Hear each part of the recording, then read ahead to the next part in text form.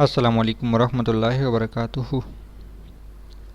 اللہم صلی علی محمد کما تحب و ترضی لہ۔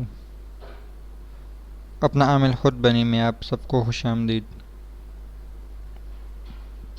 ایک سلسلہ جو شروع ہو گیا، محبوب آپ کے قدموں میں، اس کی حقیقت پارٹ 1 میں نے بتا دیا تھا۔ آج میں سہاگ رات یا شادی کی رات یا اس طرح کے موضوعات کے بارے میں تھوڑی سی بات کر دیتا ہوں۔ میری بات تو عمر کے لحاظ سے اچھی نہیں لگتی، لیکن یہ اس کریم کی شان کریمی ہے جس کو عطا کر لے کون اس سے پوچھتا ہے۔ ایک بات سننے میں ملتی ہے ان دوستوں سے جو بدکار ہوتی ہے، جو تمام دن رات لڑکیوں کے پیچھے ہوتی ہے، اور کیا سنی کہ لڑکیوں میں زناکاری کا جذبہ زیادہ ہوتا ہے۔ ہمیشہ لڑکی میں سیکس کا غلبہ زیادہ ہوتا ہے اور لڑکیاں اس چیز کے پیچھے سرگردہ ہوتی ہیں۔ میری کوشش ہوتی ہے میں ہر چیز کی گہرائی میں جانے کی کوشش کر لوں، اور پھر اللہ تعالیٰ مجھے وہ چیز کسی نہ کسی طریقے سے سکھاتا ہے، کوئی حل دیتا ہے۔ سوچنے لگا کہ کیا بات ہے، ایک ایسی ہستی پر ہم یہ الزام لگا رہے ہیں جس کو پھر ہم ماں کہتے ہیں، اور ماں پھر وہ ہوتی ہے کہ بچہ رات کو چیخے تو ماں اٹھ جاتی ہے، دن کو چیخے تو ماں کام چھوڑ کر آ جاتی ہے۔ ایک ایسی ہستی پر ہم الزام لگا رہے ہیں جس کے پاؤں تلے جنت ہے۔ انہی سوچوں نے مجھے اس بات پر پریشان کر دیا۔ پھر ان نوجوانوں نے مجھے اور زیادہ پریشان کر دیا کہ شادی کی رات مختلف دوائیوں کا استعمال، شادی کی رات مختلف گولیوں کا استعمال، یا شادی کی رات کے لیے مختلف تعویذات کا استعمال شروع کر دیا، اور پھر سوا پچھتانے کی کچھ ہاتھ نہیں آیا۔ کچھ باتیں میں کہہ نہیں سکوں گا، یہ ان لوگوں کے لیے کافی ہوں گے جو اس مصیبت میں مبتلا ہوگے۔ کیوں؟ ڈاکٹر کے پاس مریض ہی جاتے ہیں، اور جہاں مریضوں کی تعداد بڑھ جاتی ہے وہاں تجربات بھی زیادہ ہو جاتی ہیں۔ صرف اسی لیے کہ لڑکوں کے ذہن میں یہ بات بیٹھ گئی ہے کہ لڑکی کا غلبہ زیادہ ہو جاتا ہے، ہم لڑکیوں پر غالب نہیں آ سکتے۔ جبکہ بعض کتابوں میں چھان بین کے بعد میں نے یہاں تک سنا کہ لڑکیوں کا شوق 99% یا 9% ہوتی ہے۔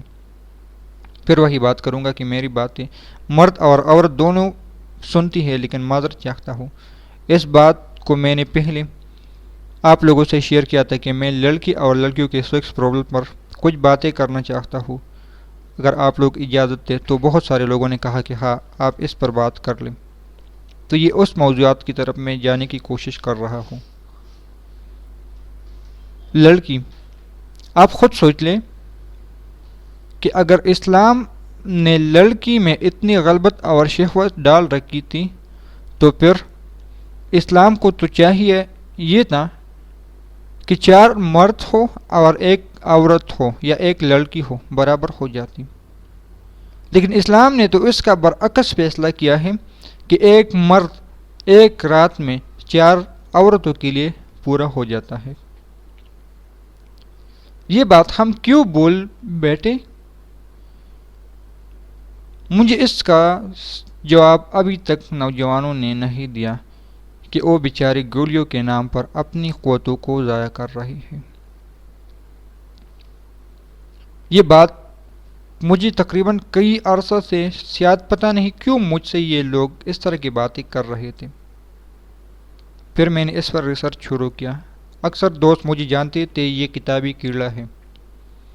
ایک بات میں آپ لوگوں سے، آپ نوجوان لڑکوں سے خاص کر کہوں گا، لڑکیوں کی بجائے لڑکوں میں نے یہ مسائل زیادہ دیکھے ہیں کہ بیچارے شادی کی رات کے لیے وہ مختلف ادویات کا سہارا لیتی ہیں، لیکن یہ بات یاد رکھنا کہ اگر ایک لڑکی میں اتنی واقعی شہوت ہوتی تھی تو پھر اسلام انسانوں کے ساتھ ظلم نہیں کرتا، اسلام میں انصاف ہے۔ پھر ایک لڑکی کے لیے 4 مردوں کا ہونا ضروری تھا، لیکن یہاں تو اس کا برعکس فیصلہ ہے کہ ایک مرد کے لیے 4 عورتیں کافی ہو جاتی ہیں۔ کیوں؟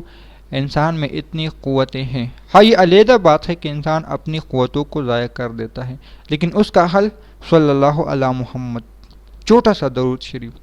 نہ ادویات میں اس کا حل دیکھ لے، نہ گولیوں میں، نہ پتھروں میں، نہ نقوش میں، نہ طلسمات میں، کسی میں بھی نہیں۔ جو میں نے اس درود میں دیکھا ہے شاید میں نے کسی میں بھی نہیں دیکھا، اور ہے کیا؟ صرف صلی اللہ علی محمد۔ سہاگ رات کا طریقہ میں تھوڑا بتا دیتا ہوں۔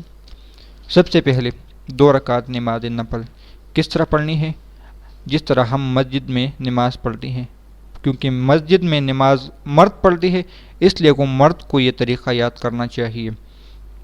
امام کے پیچھے آپ مرد جس کی شادی ہے وہ امام ہے، پیچھے جس کی عورت ہے وہ مقتدی ہے۔ فاصلہ کتنا رکھنا ہے؟ 1 بالشت، یعنی دونوں کو اکٹھا نہیں، عورت کو تھوڑا سا پیچھے کھڑا کرنا چاہیے۔ سب سے پہلے طریقہ اسلام میں یہ ہے۔ دعائیں ہے جو مجھے یاد نہیں۔ آداب مباشرت ایک کتاب ہے، ہندوستان کی کتاب ہے، اس کو آپ دیکھ لیں، انٹرنیٹ پر بھی مل جائے گی، دکانوں میں بھی مل جائے گی، کئی کتابیں ہیں اس پر۔ جیون ساتھی کے دل پر چائے رہنے کے گڑ، یہ بھی ہے، ہمارے ادارے کی کتاب ہے۔ اور آداب مباشرت یہ ہندوستان کی کتاب ہے، پلے لسٹ میں ہر جگہ آپ کو مل جائے گی۔ اس میں سے مختلف دعائیں ہیں۔ آسان دعا، ربنا ہب لنا من ازواجنا وذریاتنا قرۃ اعین واجعلنا للمتقین اماما۔ کسی کو یاد نہیں تو اس کو یوٹیوب سے نکال لے، نیٹ سے نکال لے۔ ربنا ہب لنا من ازواجنا وذریاتنا قرۃ اعین واجعلنا للمتقین اماما، اس طرح بھی پڑھ سکتی ہیں، اور قرۃ اعین واجعلنا للمتقین اماما، دونوں طرح پڑھ سکتی ہے۔ یہ دعا جو مجھے یاد ہے، بسم اللہ الرحمن الرحیم، جس چیز سے پہلے آپ لوگ پڑھے جاؤ گے شیطان وہاں نہیں آتا، اس لیے ہم بستری سے پہلے اگر اس کو آپ لوگ پڑھ لے تو شیطان آپ لوگوں کے ساتھ نہیں رہ سکتا۔ دعا مسنون دعائیں بھی ہیں عربی زبان میں، لیکن اردو کا ترجمہ یہ ہے کہ اے اللہ، جب تک ہم میاں بیوی میں وقت، ٹائم جو آپ نے ہمارے لیے مقدر میں لکھا ہے آسانی سے گزار دیں، جب تک ہم دونوں میں اختلافات، مسائل، طلاق کی بات آ جائے تو یا اللہ اپنی صلہ رحمی سے، اپنی معاملات سے ہماری بہتر رہبری فرما، اپنے دل کی کیفیات سے دعا مانگے۔ تیسرا طریقہ، سہاگ رات کے لیے جو ضروری ہوتی ہیں، یہ واقعہ میں نے سنا تھا، اس پورے واقعہ کو آپ لوگوں کے سامنے شیئر کر دیتا ہوں۔ الفاظ کی ترجمانی بھی صحیح آئے گی اور آپ لوگ سمجھ بھی جائیں گے۔ میں دوسری طرف اگر جانا چاہوں تو اس طرف بات اچھی نہیں، مناسب نہیں۔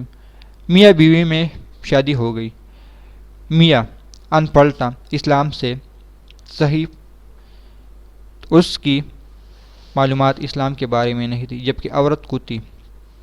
عورت نے کیا کیا؟ پردے کے دوران اپنے شوہر سے ہم بستری کی ملاقات کی، لائٹ دھیمی رکھی، آدھے پیٹ کی، ٹائم 10، 11، 12 بجے کے دوران۔ لیکن لائٹ کا مسئلہ، پل لائٹ انسان کو جلانی اچھی نہیں، پردے میں انسان کو ہم بستری کرنی چاہیے۔ ہم بستری ہوئی، اس کا بیٹا ہوا، پھر ہم بستری کے لیے وقت آ گیا دوسرے بیٹے کے، پہلے بیٹے کے بعد، تو اس نے کہا کہ یہ کیا ہے، کیا پردہ مردہ بستری، آپ اس طرح کر لو۔ اپنی عورت سے کہا کہ آپ جس چادر میں ہم بستری کرتے اس کو ہٹا لے، ہٹا دیا، عورت نے منع کیا، نہیں کیا، ہم بستری کی دوسرا بیٹا ہوا۔ تیسری مرتبہ اس شوہر نے دوسرے بیٹے کے بعد تیسری مرتبہ کے لیے جب ہم بستری کرنے لگے تو اپنی بیوی سے کہا ننگے ہو جاؤ، ننگے ہو کر کولے عام انہوں نے ہم بستری کی اپنے کمرے میں، لیکن ہم بستری اس طرح انہوں نے کی۔ تینوں بیٹے جوان ہوئے۔ شوہر نے تانا دیا کہ آپ کا اسلام تو کہتا تھا کہ پردے میں، آپ کہنے لگی کہ پردے میں ہم بستری سے اولاد صالح ہو جاتی ہے۔ اب مجھے ذرا دکھاؤ کس طرح صالح ہو گئی، کیا تھا، کیا باتیں تھیں۔ سب سے بڑا بیٹا آیا۔ ماں نے کیا کیا؟ اپنے بالوں کو، سر کو کھلا کر دیا، اپنے بال کا برا حال کر دیا، اپنے چہرے پر زخم لگا دیے، کپڑے توڑے سے پال دیے، یعنی ہاتھ پیر توڑے سے۔ اور پھر بیٹا آ گیا۔ اماں کیا ہوا؟ بیٹا آپ کے ابا نے مجھے مار پیٹا۔ اچھا اماں میں ابا سے بات کر دیتا ہوں۔ باپ ایک جگہ چھپ کر یہ منظر دیکھ رہا تھا۔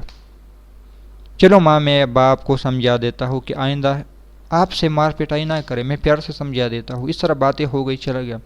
دوسرا بیٹا آ گیا، اسی انداز میں بیٹھا ہوا۔ ہے اماں کیا ہوا؟ بیٹا آپ کے باپ نے مجھے بغیر کسی غلطی کے مار پیٹا۔ اچھا میری باپ کی اتنی جرت، اس کا یہ کرو گالیاں دینے لگا، چلا گیا۔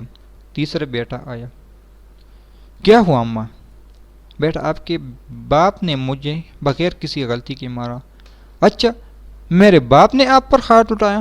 ابھی میں بندوق نکال کر اس کا بیجا اڑا دیتا ہوں۔ دیکھنے لگا، واقعی بندوق کی طرف دوڑنے لگا۔ جو سب سے چھوٹا تھا کسی چیز کو پکڑنے کی کوشش کر رہا تھا، اپنے والد کو دیکھنے تلاش کرنے کی کوشش کر رہا تھا۔ اسی اثنا میں والد نکل آئے اور سمجھ گئی کہ ہم جو مکمل پردے میں بیٹھا ہوا تھا اس کے کیفیات بھی آپ لوگوں نے سنے، جو آدھے پردے میں بیٹھا ہوا تھا اس کے کیفیت بھی آپ لوگوں نے سنے، اور جو بالکل ننگے ہونے کی حالت میں ہوا اس کے کیفیات بھی آپ لوگوں نے سنے۔ میں نے بچے کے حقوق پر بات کی تھی کہ حقوق ہم سے کیا مانگتا ہے۔ ٹھیک ہے ہم آخری صدی کے لوگ ہیں، لیکن ان باتوں کو ذہن نشین کر لینا چاہیے۔ بات زیادہ لمبی ہو گئی، سہاگ رات کی دوسری ویڈیو بنانے کی کوشش کروں گا۔ اللہ حافظ۔